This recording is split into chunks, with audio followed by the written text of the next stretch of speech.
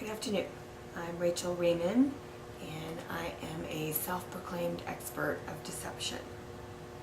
Deception is a necessity in my line of work, but it's not necessarily used negatively. Deception, I think, happens in everyday life. If a server tells you that they've had the special and it's delicious, but they may or may not have eaten it, or if a coworker tells you that your hair looks great even though you know you're kind of having an off day. Neither has ill intent, but they're both technically lies. Deception is a part of life, and it can be a positive tool to achieve a positive outcome. I have been doing fundraising and public relations in the nonprofit world for 8 years, and I think that PR is a people's game. And I have a background in theater and restaurant business and hospitality, and I think that's given me the skills to play that game. So first, how do we achieve a goal of introducing the nonprofit association and then getting our donors on board? PR is 100 years old, and it's constantly changing and evolving. So first, we need to consider that there would be no donor base without the practice of public relations. Secondly, we need to build those relationships through something called strategic disclosure, which is what we point out to the donor that's most important to our cause. And third, personal interaction. Body language is very important in public relations, especially your smile.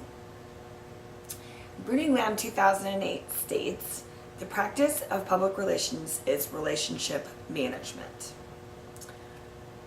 Initiating the relationship and then maintaining the relationship is the true process of public relations.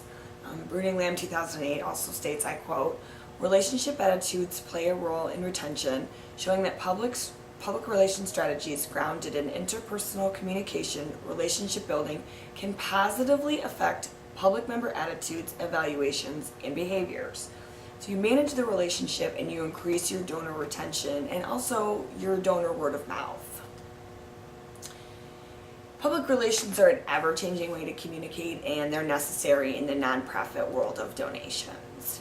Public relations allows people to be a part of their good cause. It allows them to know their cause, to share their cause with others.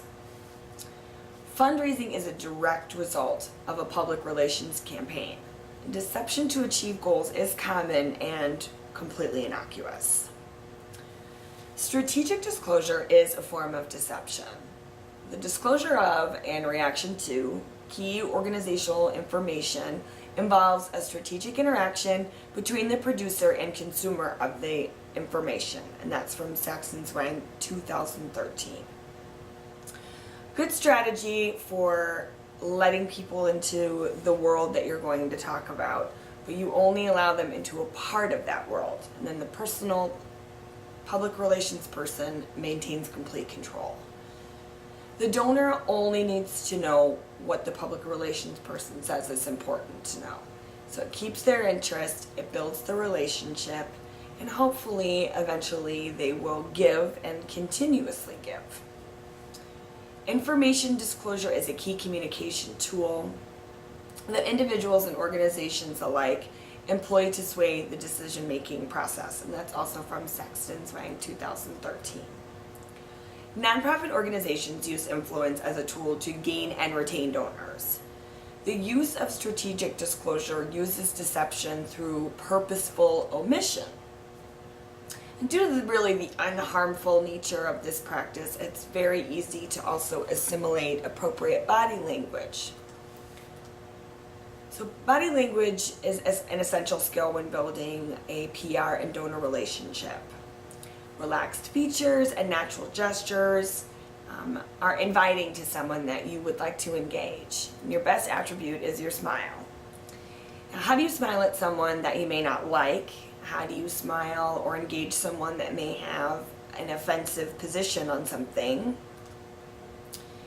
The smile that you use is called the Duchenne smile. The Duchenne smile is known to be persuasive, and it's defined as a genuine smile in spite of opposite opinion.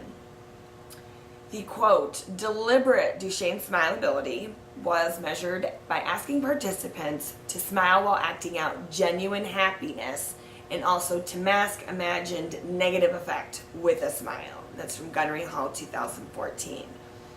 The Duchenne smile pulls the lip corners up into a smile, which raises your cheekbones and forms small crow's feet around your eyes.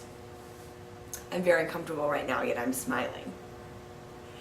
Many studies proving the Duchenne smile, when used correctly, is very persuasive, and people that have mastered the Duchenne smile are proven to be better persuaders.